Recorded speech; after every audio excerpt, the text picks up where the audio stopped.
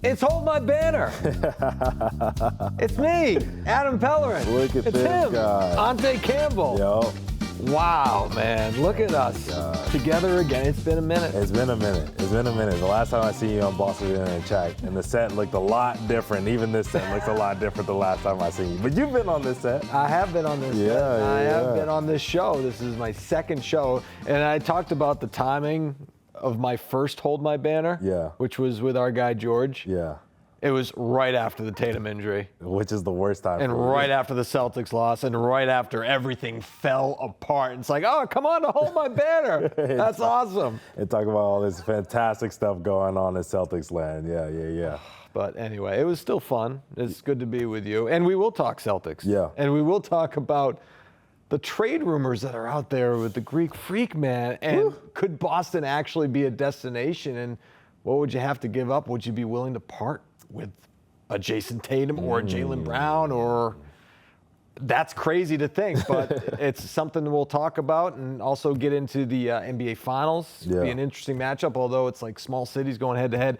Does the NBA love that? Are people going to watch it? So a lot of things to discuss, my friend. Yeah. I'm excited to talk about that. But, we might as well start off with those Celtics potential moves. All right, fine. Because, Tatum, Brown, there's been a lot of discussion about movement about them. I think it was quieted once they won the NBA championship at this point.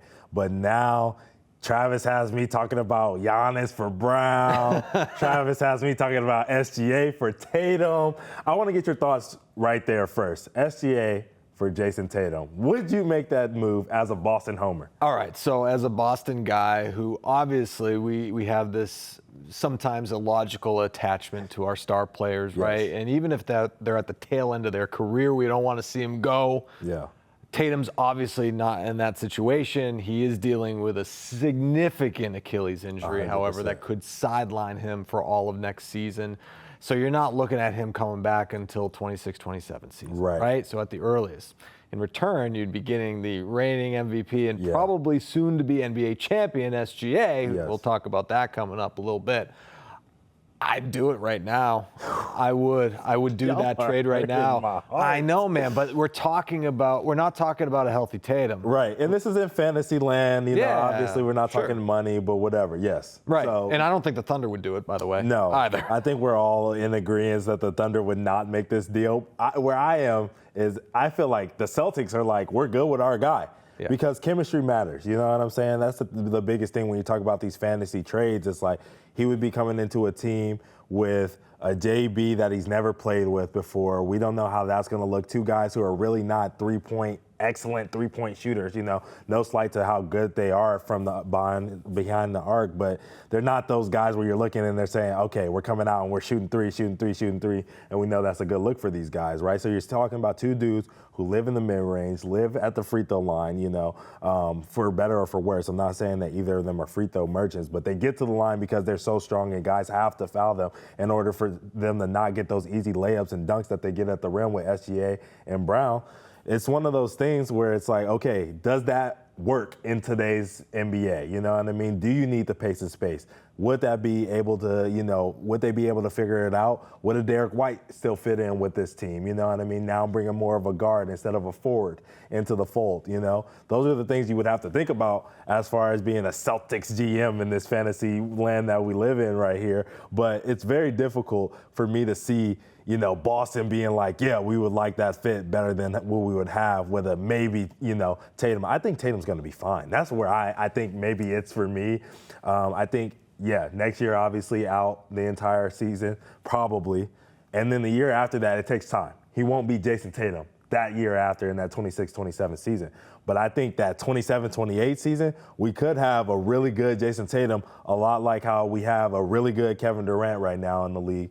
Not MVP level, but somebody that is there, has championship pedigree, and you can count on every single night. Yeah, and Durant was able to recover from that injury too, right? And be his old self. In terms of Jayson Tatum, he's got age on his side, right? Right. Even the 27-28 season, which you referenced, he still won't be 30 yet, right? Which is crazy to think, right? I mean, Jaylen Brown's actually going to be turning 30 next season, right? So So he's closer to the 30-year-old mark. But yeah, just to wrap up the thought on SGA, man, like watching him in this postseason, and again, chemistry is real. It's a real thing. So that's something to consider when you make any sort of trade, right? And especially when it's for a couple of star caliber players like these guys. These guys are all world. Yeah. But watching SGA play and watching what he can do, and again, winning the MVP, and he's got incredible length too, right? That wingspan's like what, 7 feet? Yeah. Yeah, just crazy. But I would do it.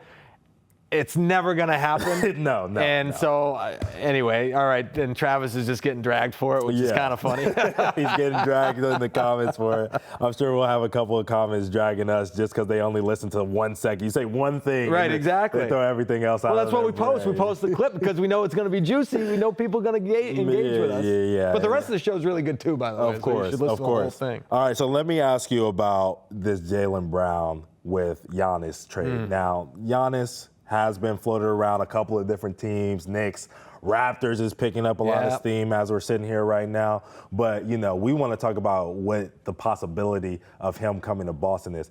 This is a little bit more realistic than the, Tatum SGA. That would never happen. Right. This might have like a 5% chance of happening.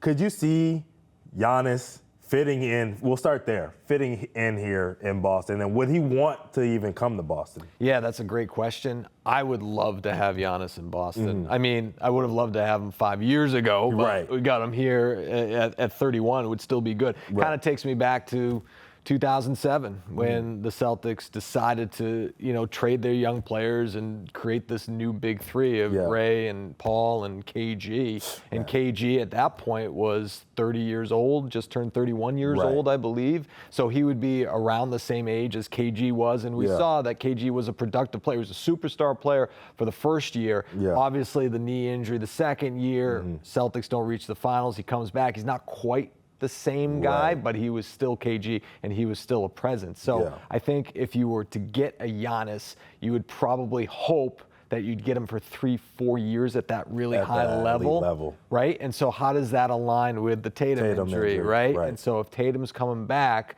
we think not next season, but the year after that, and he's not going to be Jayson Tatum until the year after that. Right. So then you got 1-2 years of Tatum and Giannis together. And hoping. And then, you kind of have to build the roster around those guys, too. Right. Financially, it's going to be tough. They're already dealing with that right now. You know what I mean? That's why we're having all these trade conversations, because they are dealing with that second apron. So, 100%. Yeah, and they have to get out of that second apron in order to even make this deal work, right? I know I'm not a capologist. I do know that, though, is that they need to find a way to shed salary.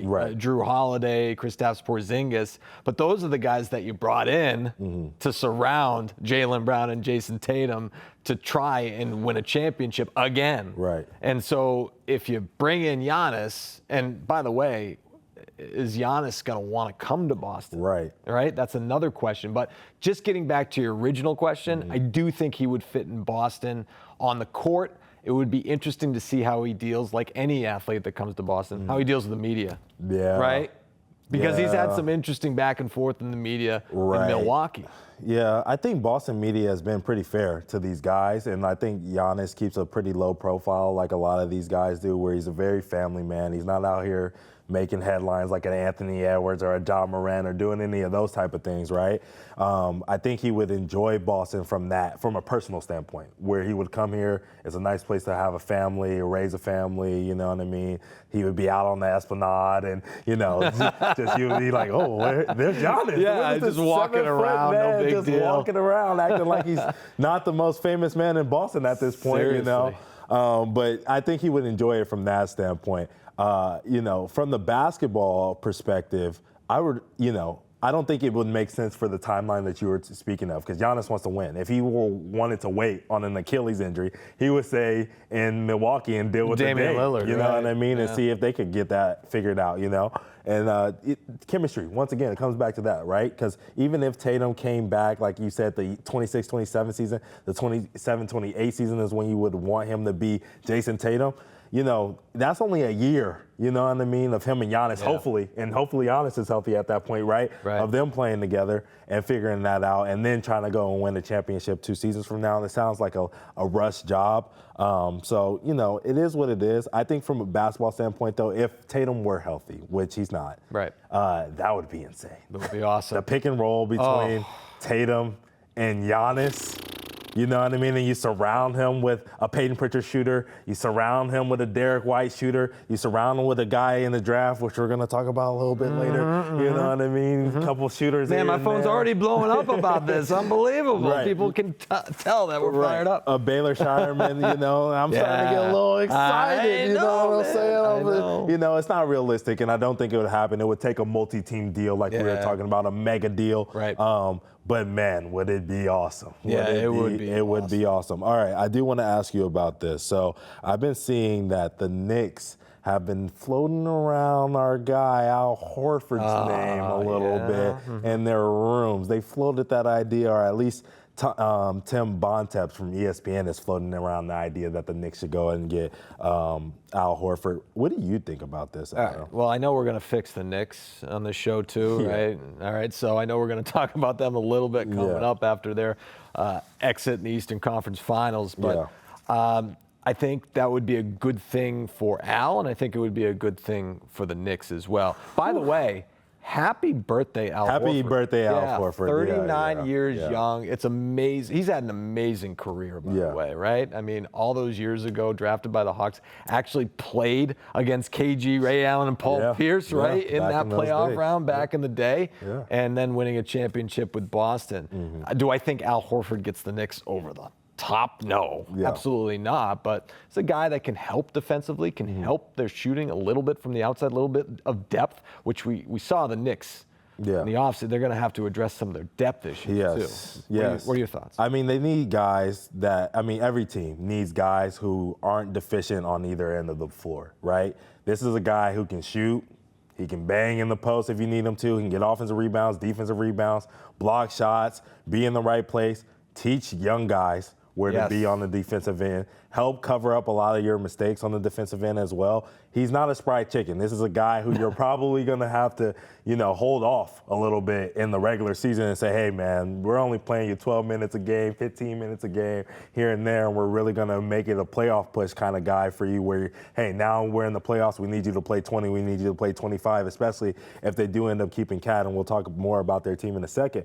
If they keep Cat, you're definitely going to need a guy like him to come in and do some of those things because Cat got in foul trouble with the Knicks a lot during this playoff run and all this other stuff. So if you have a guy who's steady there and you have a Mitchell Robinson who can come in and add some defensive minutes for them on the back end of that, they could be a team that, like you said, won't get them over the hump. But if you have some injuries like you've had in the NBA playoffs a lot of the last couple of years, they could be a team like the Pacers did this year, sneak into the finals, and you say, wow, 20 years from now, wow, the Knicks did make the finals that 1 year, you know what I mean? It'd be one of those moments, but Al would be a huge add for them in that sense of culture and bringing winning pedigree to their team.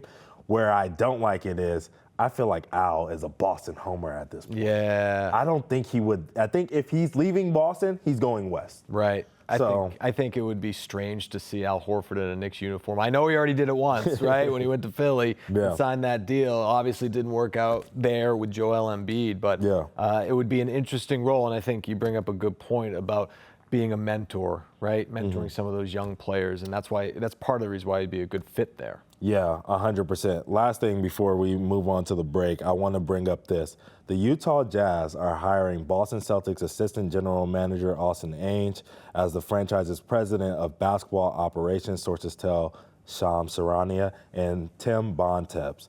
How do you feel about this? Do you think this is going to matter when we're talking about the restructuring of the team and draft and all this other stuff? Obviously, son of the famous Danny Ainge going to join his father. Will this be a big deal for Boston? I don't think so, but then again, I don't know the inner workings behind the scenes and the dynamic between Ainge and Brad Stevens and some of the other people they have working in the front office. But what I do know is that Ainge was a part of a rebuild type situation in Boston, right? Once the new big three exited, they had to have a rebuild plan. He was very much a part of that with his dad. Right. He was with his dad for 10 years, I think, in Boston before Danny went to Utah in 2021. So I think that it's a good situation, obviously, for Austin Ainge in Utah. Now the president of basketball operations, a Utah team that won 17 games, got hosed in the lottery. They got the 5 overall pick. But by the way, it's kind of funny, right? Because that's what happened with the Celtics in 2007. They took that 5 pick and they turned into Ray Allen. Right, exactly. So I'm with you. I'm not sure if it's going to be the biggest deal because I trust in Brad Stevens and his ability to get this team over the hump and figure out the draft and figure out the salary cap and all this other stuff. What I do not like about this move is, because I know how Danny Ainge, I think Austin has a little bit of that in him. I don't know the guy, but I've heard a couple of things about him where he's, not super like loyal. Danny Ainge has been the guy to be like, hey, ship him off. You know what I mean? There was in Celtic City, he was like, hey, Red should have shipped us off even earlier. You know what I'm saying? So if the Celtics are going to be successful in that 26-27 season, now Tatum's going to be back and healthy and all this other stuff, they need to be aggressive now. And loyalty, a little bit of it, needs to go out of a window. Not saying to Jayson Tatum, not saying to JB, not saying to Derek White, but when you're talking about those KPs, those Drew Holidays, those Peyton Pritchards, Sam Hausers, thank you. Yep, right. Let's continue the conversation. We'll take a quick break, though, before we do that. We mentioned the New York Knicks. Would Al Horford be a good fit in New York? We'll talk maybe a little bit more about that and take a closer look at the Celtics rival in the Eastern Conference. Thanks for watching us here on Hold My Banner. We'll be right back. A good year, Knicks. You know what I'm saying? You got something to build on. Y'all beat the Celtics this year. You know what I'm saying? You got to add some pieces. Obviously, y'all got to get some depth. But, nobody expected y'all to get this far anyway. So, you got to build on this. Y'all look good. Y'all made it to the conference finals. Hopefully, y'all beat the Celtics in the second round. What can I say? Y'all had a good year. But, add some pieces, get some depth. Hopefully, y'all get some depth. Y'all be right back in it.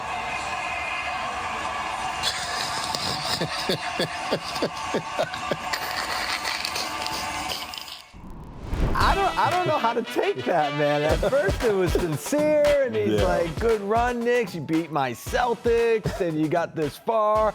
And then at the end, he kind of clowns him, and he's laughing at him, saying, yeah, you'll all be in it next year. He's like, starts laughing. I don't know what to make of that. Yeah, I'm from where he's from. I won't say where we're from, but I can speak that language. He's a little petty, you know what I mean? Just a little petty to those Knicks fans. And I think everybody's been super petty to those Knicks fans, and they deserve it. And that has me asking this question. Overtime's asking the question, too. Yeah. What should the Knicks do in the offseason? So, Adam Pellerin, where do you think this Knicks offseason starts? I think it starts by building around the pieces that they have in place, because I don't think you're going to blow it up at this point, right? I mean, you trade Karl-Anthony for Karl-Anthony Towns. He's got some deficiencies in the defensive end, no question about that, to say the least, as do the Knicks as a whole, which we saw exposed not only in the series against Pacers, but in the series against the Celtics as well, when the Celtics were at full strength. I mean, the Celtics had, 3 20-point leads in that series, and 2 of those they lost. I would start by, ratcheting things up on the defensive side of the ball, getting somebody who can help you with that. And I know that Al Horford could be a part of that, right? We talked a little bit about in the first segment, and then they need some perimeter help as well, just to sort of stretch the defense. Yeah, I mean, people are probably going to get mad at me when I say this, but Cat and Jalen Brunson can't coexist. Yeah. They can't. You know. Well, the numbers bear that out, right? Yeah. I mean, and then defensively. Right. And then you even had to hear from Deuce McBride this weekend, and he was talking about, like, you know, a lot of things that were exposed during the regular season finally came to light again now and stuff like that. He said it multiple times, like, basically, we sucked. Yeah. And we knew we sucked. And it finally got exposed, you know what I mean? Right. We were hoping and praying that it wouldn't get exposed, but it did, you know, and he didn't want to call anybody out, but, you know, the reports were loud that people were upset, like you said, about Karl-Anthony Towns and his defensive ability and his willingness to buy into the schemes that the Knicks were, you know, implementing. It's one of those things where you sit here and you say, man, that trade really didn't make sense. You know, at the beginning of the season, everyone was like, why did the Knicks do this? Right. And everybody was like, why did the Timberwolves do this? And it ended up working out. Both teams ended up making it to the conference final, right? But really, that's a credit to their guard stars. You know what I mean? Yeah, Anthony Edwards really put in a lot of work. And I'm not saying that Julius Randle didn't have a great, you know, series and season and playoff run, but when they needed him most, like the Avatar, he vanished. You know what I'm saying? It's the same thing. It's the same thing that we're talking about here in New York, right? Cat had a game. He had a game. Right. Game 3, got him over the hump, whatever. But other than that, it was really just Brunson carrying throughout this playoff series. And I think a lot of people brought up, like, we were talking about it off air, or, you know, in the office one day about Brunson or Tyrese Halliburton, who had the best series. And I think there was a stat that I saw that Andrew Nembhard held Brunson to like 38% from the field and 30% from three when he was guarding him. That's insane. Yeah. Because Jalen Brunson was still a 50, 40, 90 guy throughout this series. Right. So that's just to tell you, when he was even getting locked up by this guy, they found their answer. He still was so much further, like, talent-wise. He was the best guy in the series on the court. His team didn't win. You know what I'm saying? But if you're going to have him be the offensive package that he is, Cat's a great player. But he just doesn't fit with this team. He fit better with Minnesota, which is, you know, I don't think is a crazy thing to say. They had a defensive team that was better equipped to hide some of his deficiencies. You have a Depoy winner over there. You have Anthony Edwards over there. You have Jaden McDaniels over there. They have a team that's defensive-minded. The Knicks have a couple of defensive players and then a bunch of guys who really want to score. Right. You know what I'm saying? Right. So Cat doesn't fit over there. If I'm the Knicks, I'm blowing it up. I've been saying get rid of Tibbs. You're blowing it up. I'm blowing it up. Man, they don't reach an Eastern Conference final in 25 years. They get there, and you're like, see you later. See ya. Yeah. Well, I mean, why waste time? This league is so fast. You have so many windows, right? Yeah. And they clearly knew something was off. They got Randall out of there, you know what I'm saying, a week before the season started. Right. You know what I'm saying? So they were clearly open to the fact that they needed to make some moves and make it quick because Jalen Brunson gave them a gift by taking a pay cut. He's not a young star. I know people try to think of him as a young guy, but just because he just now blew up on the scene, kind of like how Jimmy Butler was a late developer and blew up on the scene a little bit later into his career as well, he's not young. You know what I'm saying? So if you're going to win in his timeline and you say, hey, this is our 1A and this is what we're going with, we tried the Cat experiment, you know what I'm saying? And I don't see it working out. He's never been a defensive guy. I don't see it working out anytime soon. How much do you think the Mikal Bridges trade set them back, too, with all those first-round picks? All the first-round picks, it's going to be one of those things. That's part of it, right? So they don't have, like, the draft capital to make the kind of moves to bring in. So they're kind of stuck right now in a way. And the question that I know that you were going to pose to me, I'd like to pose it to you first, since you said blow it up. Yeah. What about the head coach? Yeah, Thibodeau. Are you out on Tibbs? I'm out on Tibbs. I think his ability to make adjustments during the game has been, I wouldn't say poor, because he did do that against the Celtics and made adjustments and winning games 1 and 2. But his ability to get his team to take other teams out of their offense and make them change their identity has been poor throughout his entire run as the Knicks head coach. It got highlighted, and I talked about it throughout. I've been talking about it on every episode, but, against the Pistons, what did they have to do to make the Pistons not be the Pistons? Nothing. The Pistons just turned the ball over, characteristically. I wouldn't even say uncharacteristically. That's what a young team does. Right. They did that, and then the Knicks took advantage of it, and they won. Fine, fair. It's a first-round matchup. You should be able to do that in a 3-6, right? But when you go and face the champs, what did they do against the Boston Celtics that took them out of the offense that they wanted to do? Nothing. The Boston Celtics just did not make shots. But they got every look that they wanted. Right. They got a lot of great looks, quality looks. Every single time down, they were getting a 3-3-3. They just stopped making them at one point, and they lost game in 1 and 2, and that basically took the heart out of the city from the series. And then Tatum went down in game 4. It's crazy to me that they blew those 20-point leads at home, man. You talk about me being a homer, being a local guy, like that still hurts me to hear you say that they blew games 1 and 2, because that's exactly what happened. Yeah. And looking at the Knicks in that series when they were down 2-0, I'm like, there's no way the Knicks are going to win this series. Celtics come out and win game 3. They had the 14-point lead in game 4. They should have won that game. They blow them out of the water in game 5 without Tatum. Yeah. And then in game 6, it all just fell apart. But man, sorry, I digress.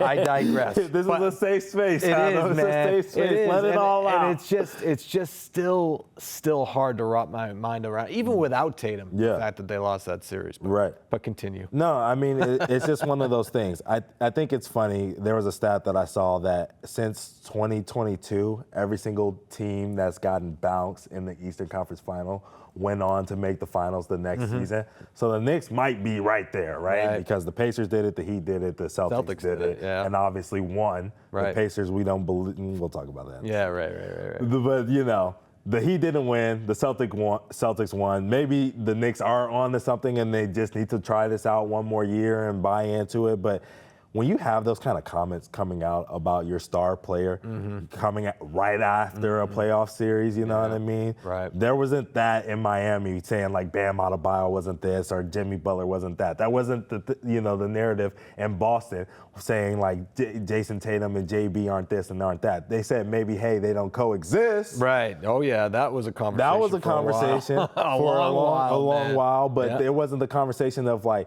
JB's not a good player, he can't do good things, you know what I'm saying? Right. So now that they are having those conversations where you're saying, hey, this player cannot help us on the one end of the floor, that's a problem. And that's why I say, yeah, it's time to blow it up, ship Cat out, ship Tom Thibodeau out. See you later. He had 1 block. Cat had 1 block in that series against the Pacers. Imagine being a 7-footer and having 1 block. Unbelievable. In 6 games. Unbelievable. That's wild. Yeah, it is. All right, man. Well, and when we come back, we will talk about that NBA Finals finally.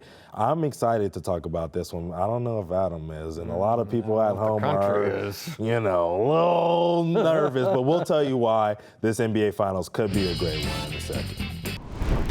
Welcome back to Hold My Banner. The NBA Finals matchup is set. Game 1 Thursday in Oklahoma City as they get ready to host the Indiana Pacers. And we're not talking about a couple of big market teams here, right? Like we did last year with the Celtics, and Dallas is a big market, right? And those are the marquee matchups.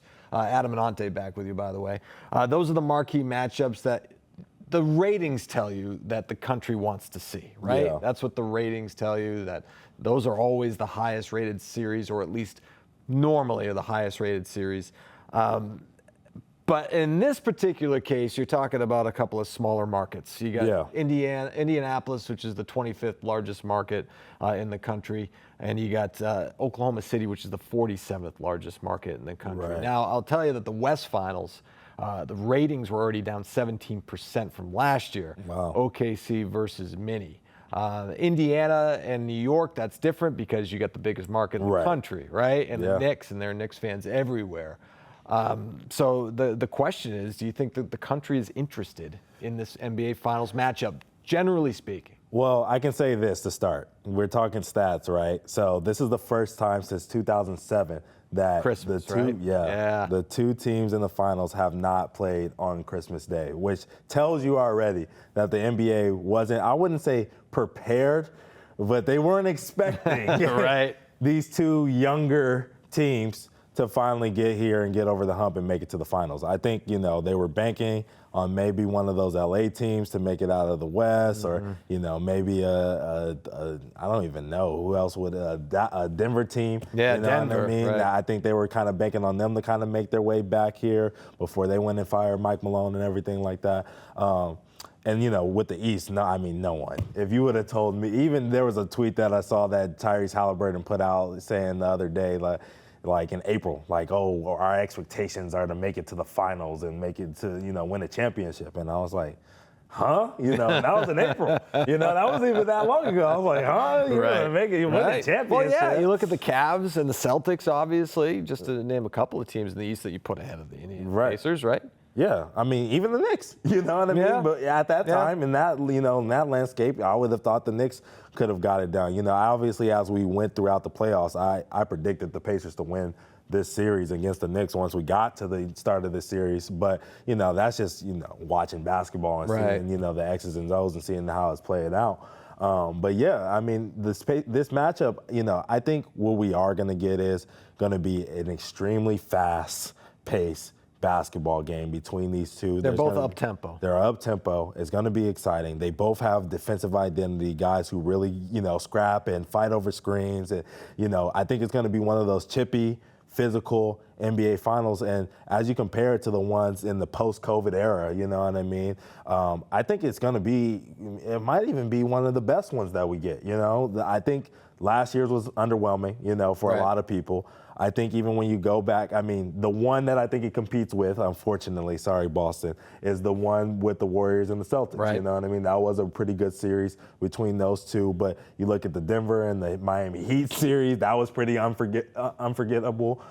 Pretty forgettable. Pretty forgettable, yeah. And then you even talk about the Suns versus Bucks. The Giannis 50 ball, that was a great moment. But other than that, that series is pretty forgettable as well. Yeah. So I think this might be one, where you talk about the dynamic between SGA and Hallie and, that guard play and what they're going to be able to do on the offensive end. And you're talking about the championship pedigree of a guy like Pascal Siakam, who's a real playoff riser and has been even Eastern Conference Finals MVP.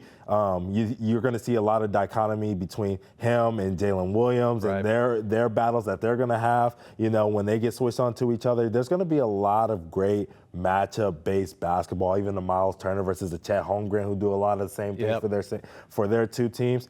There's going to be a lot of great basketball played in between the lines on this one. And if you're a huge basketball fan, I think this finals is going to be really fun for you. It's funny you mentioned the Christmas stat, right, since 2007. They played on December 26th. They played on December 26th. That is funny. I didn't know that. Yeah, and it was a great game, and it was almost foreshadowing in terms of what kind of games you're going to see in the NBA Finals. Yeah. And, SGA had 45 points. The Pacers had a lead late, but SGA had 16 in the fourth quarter.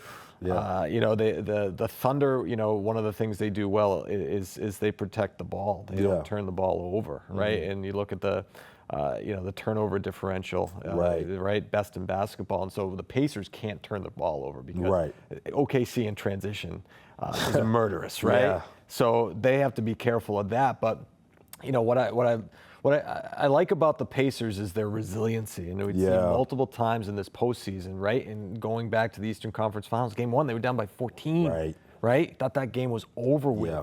But they showed resiliency. They came back. I think there were two separate occasions where they were down by 7 in the playoffs with less than a minute to go, and they came back and won those games. Right? And so that shows you that sort of intangible, right? That the numbers don't necessarily show you when you stack the teams side by side. Right, yeah. Which I like. Yeah, I believe it was 3 times because technically the 14, they were down 14 against the Knicks, but I think they were still down 7 within a minute. And then they obviously did it to the Cavaliers, and then they did it to the Milwaukee Bucks, was an infamous game, with Giannis and Tyrese Halliburton's dad. Getting into it, you know. Mr. Halliburton watching from home. Right, yeah, he's back in the building. He's back now. He's back in the building now. I did want to ask you, the Thunder are huge. betting favorites. Yeah. What can the Pacers do to keep this series close? I know you talked about turnovers. Yeah, they can't turn the ball over. Is there anything else that you see with this team that could give them a fighting chance, like maybe a Halliburton big games or a big series out of him? Keep lighting it up from downtown, man. Yeah. Aaron Nesmith has shot 50% in the playoffs from downtown. Right? They're over 40% from three as Leads a team. the playoffs. As a team, they're right. over 40%, which is great. Yeah. So those are that's I would imagine how your best chance of beating the Pacers is to shoot lights out. I know, right? What a game plan. Make your shots. But they've shown they can do that. Yes. And so if they can continue to do that while not turning the ball over, not allowing OKC to get in transition, and then maybe try to frustrate SGA a little bit as much as you can, right? Because everything goes through him in that offense. Yeah, that's a big part of it. That's step one. You have to be able to throw different looks at SGA. You have to be able to throw some Andrew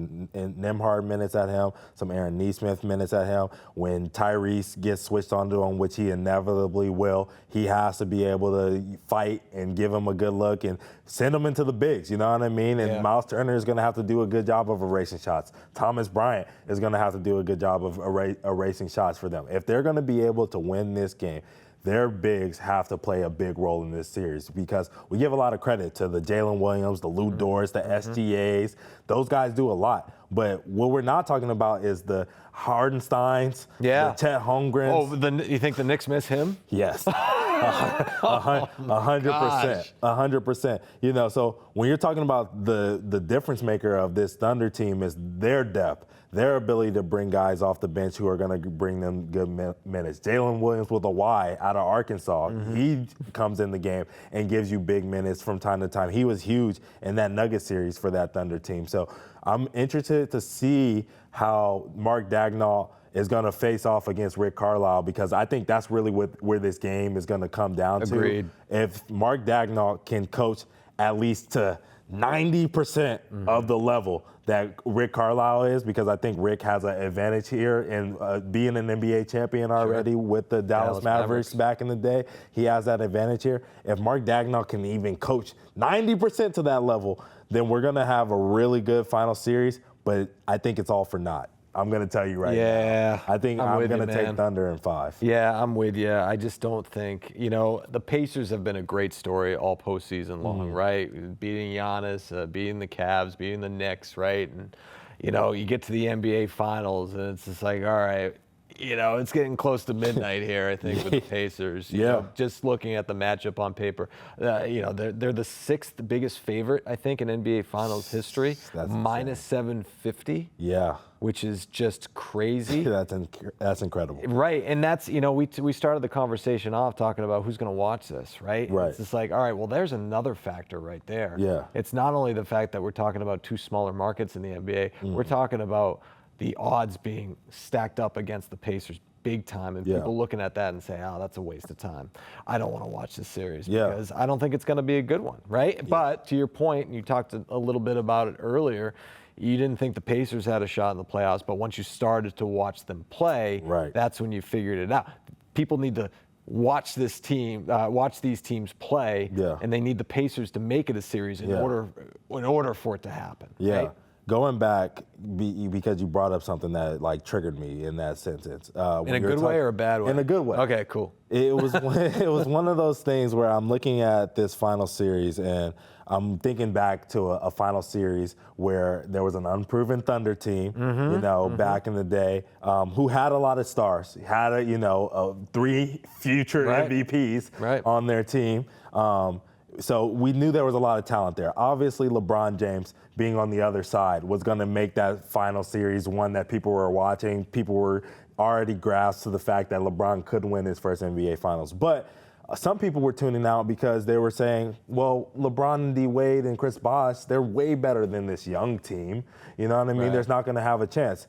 As soon as the Thunder win in one game one, a lot of people tuned back in. So if the Pacers could go out on Thursday night and somehow in OKC with all the white shirts that are going to be filled up in OKC's arena, or blue. I don't know what they're doing, if it's white or blue. But I know they wear their shirts, which is really cool, actually, that we're going to get a matchup between two finals teams that actually make people wear their shirts. Yeah. We'll see, we'll have real playoff atmosphere in this finals it's gonna because be great. of that, because you're going to have everybody in wearing their shirts, locked in, loud, two cities that really do care about their basketball teams as a whole, with OKC and Indianapolis.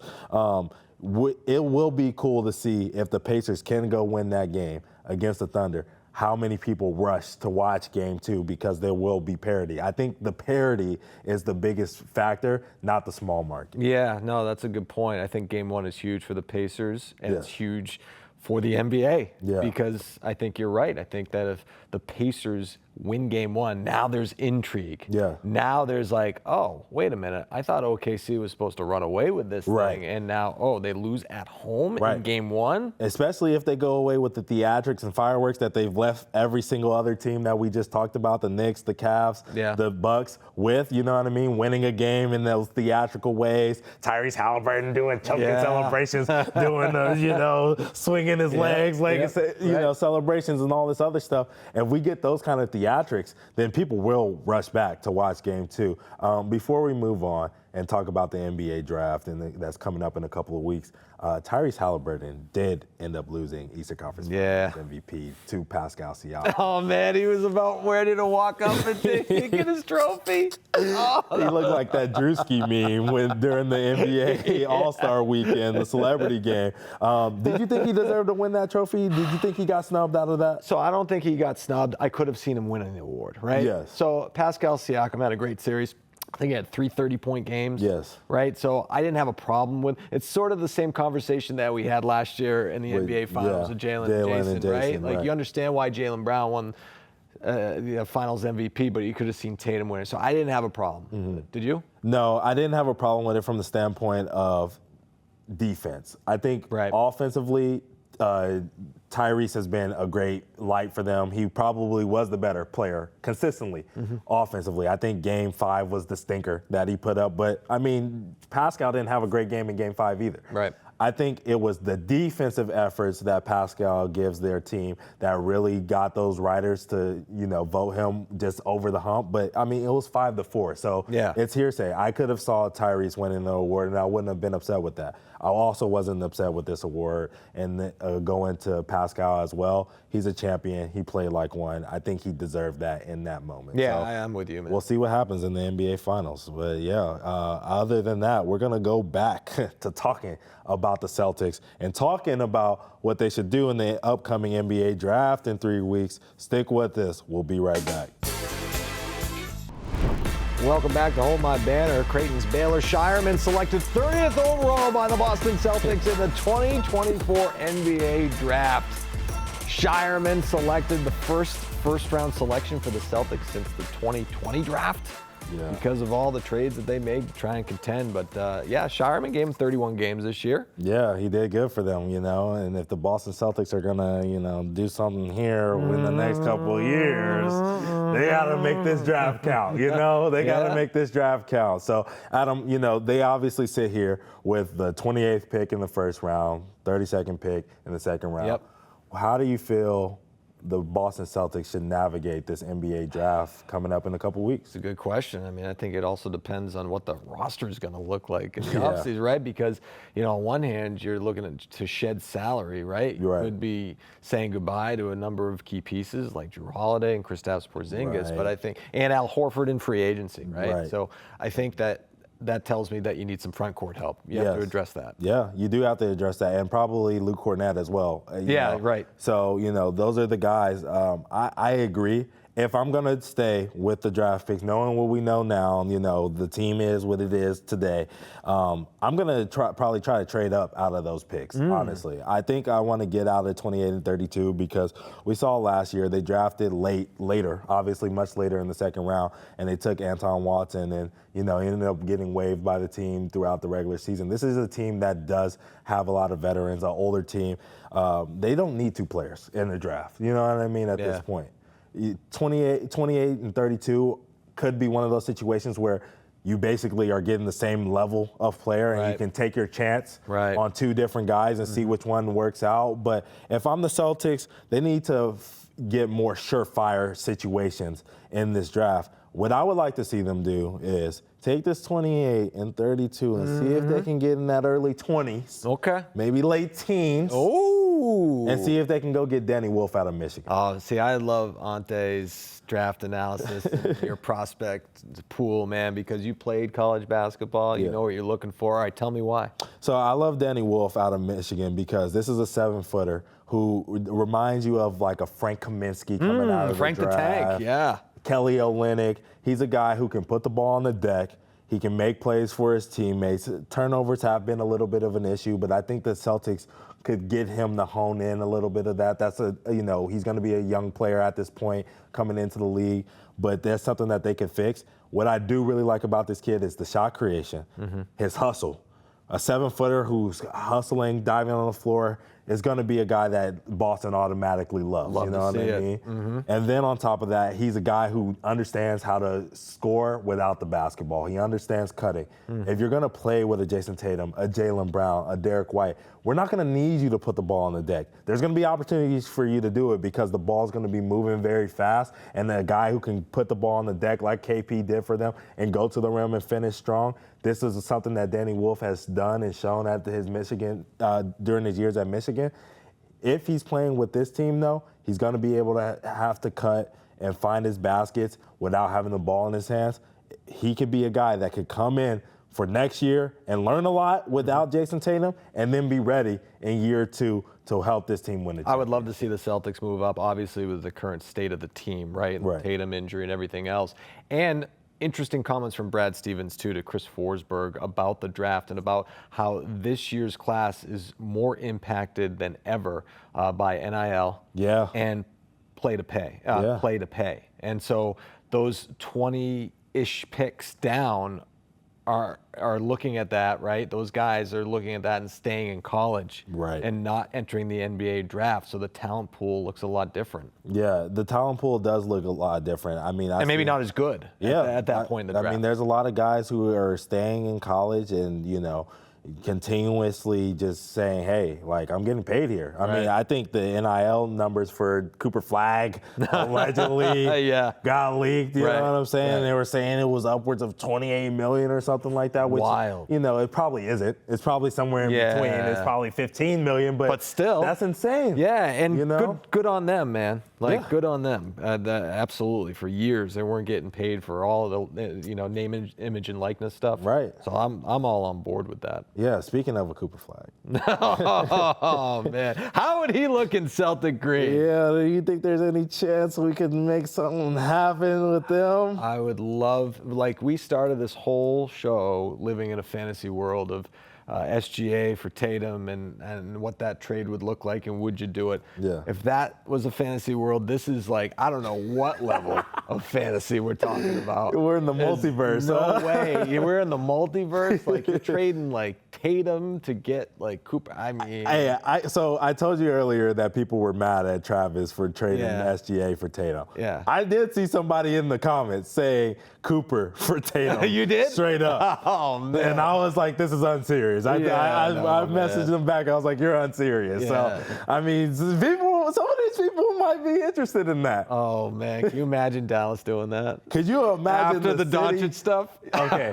So, we're living in a world where we saw a dumpster fire happen in Fenway last night. And somebody lighted a trash can on fire. Man. Could you imagine what would happen if Boston traded Jayson Tatum to Dallas for Cooper Flag? Oh man, no, I mean from where we sit, in the business that we're in, man, would I love to see that. That would be unbelievable. Yeah, no, it would be a lot of fun. Travis and I would definitely have to get back out there with the mics. Oh, man. No kidding. And get some fan reactions to that, dog. Oh, my God. You can go to Fenway, get some good reaction there. Oh, man.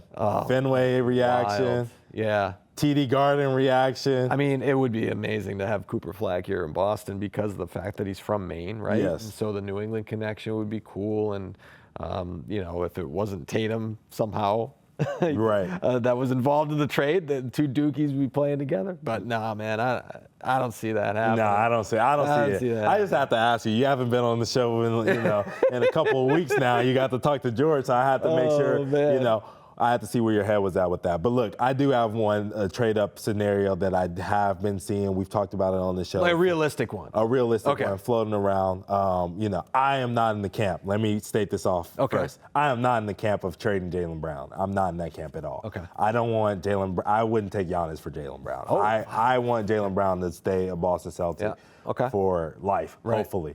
But if we were to trade Jaylen Brown, there were some packages that we showed on here and that we showed on Boston is in the chat with him getting traded for like a Stefan Castle, a Devin Vassell, I think a Keldon Johnson, some other future picks or a pick swap for them, and the number 2 pick.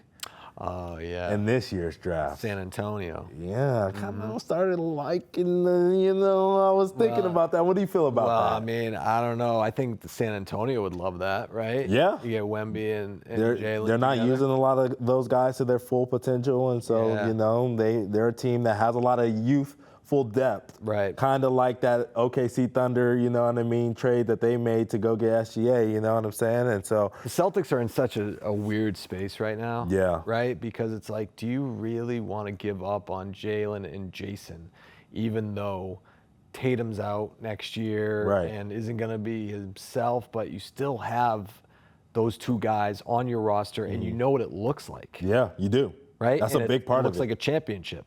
So yeah, it's one of the more fascinating questions in Boston sports that we've had for a long time. Yeah, right. I mean, yeah, it is, and I think here's my thing, right? If they are nervous, because we don't know how they feel about Jayson, right? We can only make our assumptions. I am obviously really high on his ability to come back and be an all-star level player. You know what I mean? After this Achilles injury, but we don't know how Brad Stevens and ownership feels about Jayson Tatum right now. Right. If you're going to make some deals, it would be nice to get 2 young pieces in the Stefan Castle and the number 2 pick, whoever you want it to be, you know what I mean, and a Devin Vassell and maybe a future pick, with San Antonio, and you don't know what their situation with Wemby is. That could be a nice return. Yeah, it could be. And it's a question that's being asked, I'm sure, right? That conversation is being had over on Causeway. Yeah. Hey, man, this was fun. Yeah. Had a good time on Hold My Banner. I did, too. I'm glad you're here. We're going to have you back here soon. Yeah, man, I'll be back. Thanks for watching us on Nessa Nation. You can catch us on YouTube, Spotify, Apple Podcasts as well. For Ante, I'm Adam. We'll see you next time. Peace.